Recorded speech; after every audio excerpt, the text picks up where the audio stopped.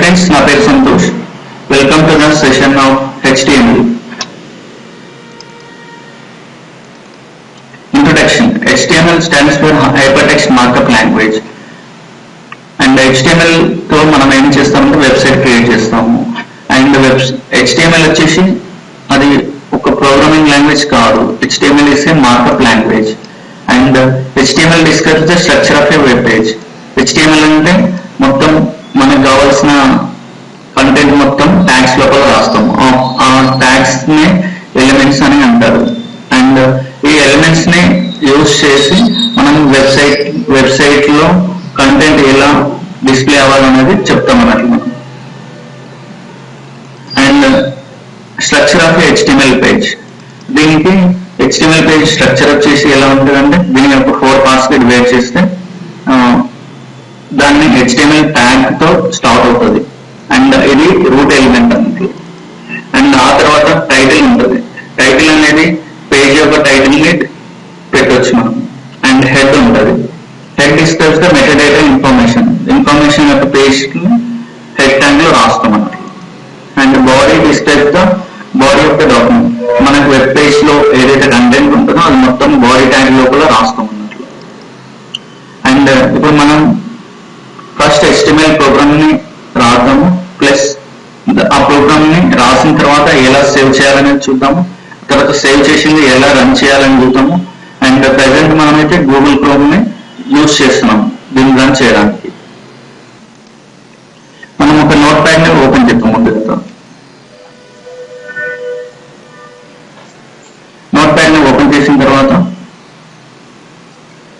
ఇక్కడ ట్యాగ్స్ రాస్తున్నాము. దీన్ని HTML ట్యాగ్ అంటున్నాం మనము. అండ్ ఏదైతే ఓపెన్ చేస్తున్నామో దాన్ని క్లోజ్ చేయాలి.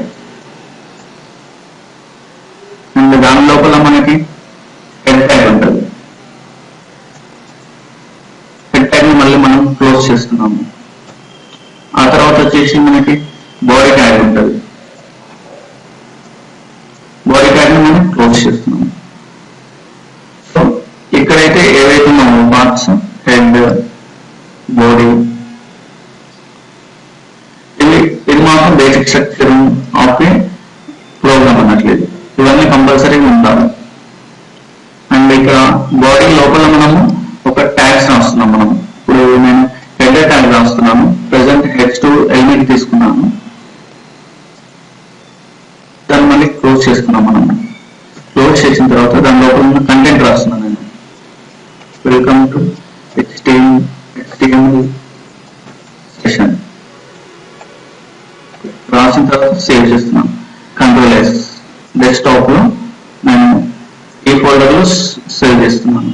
బేసిక్ HTML అనే దానిలో సేవ్ చేస్తున్నాను. దీని పేరు వచ్చేసి header2.html అని పెట్టుకుంటున్నాను.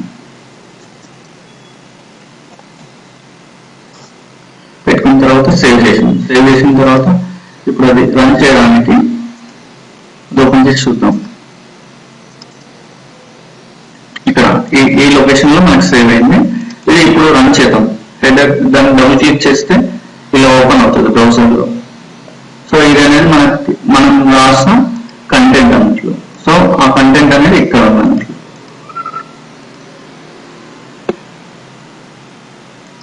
ఇది ఫస్ట్ ప్రోగ్రామ్. ఎలా సేవ్ చేయాలి, ఎలా రన్ చేయాలనేది చూసాము. అండ్